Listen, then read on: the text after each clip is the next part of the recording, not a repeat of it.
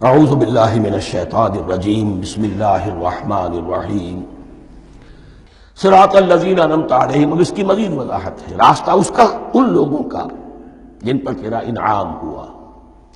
یہ کون لوگ ہیں؟ اس کی وضاحت آپ کو ملے گی سورہ نساء میں. من یطع اللہ والرسول فاولئک مع الذین انعم اللہ علیہم من النبیین والصدیقین والشہداء والصالحین. چار طبقات ہیں منعم علیہم جن پر اللہ کا انعام ہوا ہے.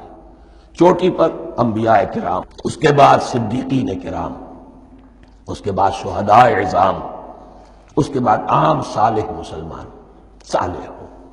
یہ بیس لائن ہے. اس سے اوپر کا درجہ شہداء کا ہے، اس سے اوپر کا درجہ صدیقین کا ہے، اور پھر اس سے اوپر کا درجہ انبیاء کا ہے. انبیاء میں سے پھر وہ بھی ہوتے ہیں کہ جو اولو العزم میں من الرسل ہیں. لیکن یہ چار طبقات ہیں، ان کے راستے پر ہمیں چلا. غیر المغضوب علیہم ولا الضالین، جو مغضوب علیہم نہیں ہوئے، جن پر تیرا غضب نہیں ہوا. اور غضب ہوتا ہے ان پر کہ جو ہدایت کے واضح ہونے کے بعد ہدایت کو ترک کر دیں، وہ ہے مغضوب علیہم. جنہیں ہدایت مل گئی ہو، ہدایت کو پہچان لیا ہو، پھر اپنی شرارت نفس کی وجہ سے، اپنی نفسانیت کی وجہ سے، اپنے تکبر کی وجہ سے، اپنے حسد کی وجہ سے وہ اس حق کو رد کر دیں، اس کو ترک کر دیں. ان پر اللہ کا غضب آتا ہے. اور اس میں اس کی بہت بڑی مثال تاریخ کے اعتبار سے یہودی ہیں. اللہ نے انہیں ہدایت دی، کتابیں عطا کی، تورات، انجیل، زبور، سینکڑوں نبی ان میں مبعوث کیے. 1400 برس تک نبوت کا تار ٹوٹا ہی نہیں، مسلسل. ابتدا میں بھی 2 نبی، موسیٰ اور ہارون، اور اختتام پر بھی 2 نبی، عیسیٰ اور یحییٰ علیہ السلام. اور ان کے مابین کوئی لمحہ نہیں آیا ہے تاریخ بنی اسرائیل میں جبکہ کوئی نہ کوئی نبی موجود نہ ہو. لیکن انہوں نے اپنی شرارت نفس کی وجہ سے ہدایت تورات سے بھی منہ موڑا. اور پھر سب سے بڑی بات یہ کہ ہدایت محمدی سے، ہدایت قرآنی سے بھی صلی اللہ علیہ وسلم منہ موڑا. وہ ہے مغضوب علیہم ولا الضالین، اور نہ ہی گمراہ ہوئے. یہ لفظ جو آتا ہے عربی زبان میں گمراہ کا بھی ہے اور تلاش حق میں بھٹکنے والے کا بھی ہے. ایک وہ شخص ہے جس پر حق ابھی واضح نہیں ہوا، وہ تلاش میں ہے، اس کے لیے بھی ضال کا لفظ آئے گا. اسی طرح کوئی شخص کسی کے عشق اور محبت میں ایسا ہو جائے، دیوانہ ہو جائے، اس کو بھی ضال کہتے ہیں. یعنی اس کے اوپر جذبات کا اتنا غلبہ ہو گیا ہے کسی کی محبت اور عشق کی بنا پر. تو حضور کے لیے یہ لفظ آیا ہے وَوَجَدَكَ ضَالًّا فَهَدَىٰ. اور یہ تو سورۃ الضحیٰ ہے، اکثر بیشتر لوگوں کو یاد ہوگی.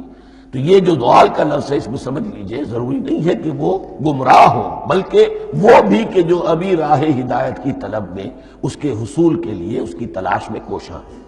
اور وہ بھی کہ جو کسی مغالطے کی وجہ سے حق سے منحرف ہو جائے. یہ بھی جان لیجئے کہ ایک ہے بدنیتی، تکبر، حسد، حق کو جان کر پہچان کر رد کر دینا یا چھوڑ دینا یا ترک کر دینا. ایک ہے کسی غلطی میں، کسی جذبات کے اندر آ کر، کسی غلو کے اندر مبتلا ہو کر اور حق سے منحرف ہو جانا.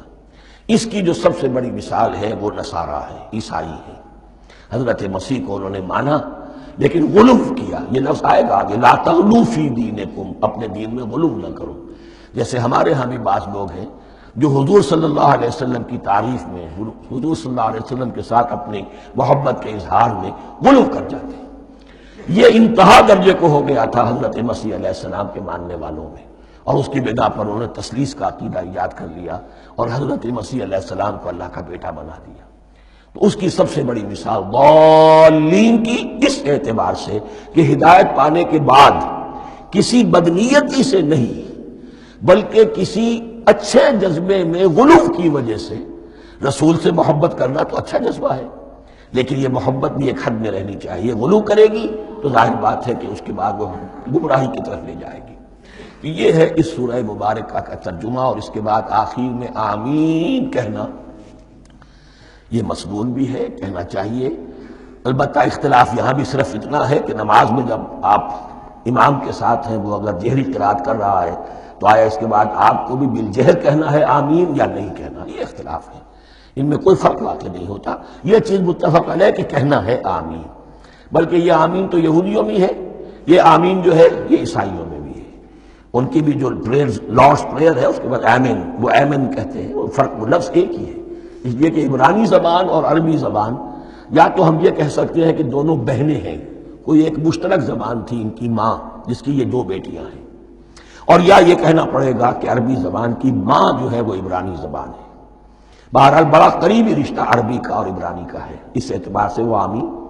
اب آپ کو معلوم ہے ہم السلام علیکم وہ کہتے ہیں، وہ سلام کہتے ہیں، فرق کیا ہے؟ وہ تو تلفظ کا فرق ہے۔ اسی طریقے سے اور بہت سے الفاظ ہیں، ان میں بعد میں بتا۔ اب میں اس صدق اللہ العظیم۔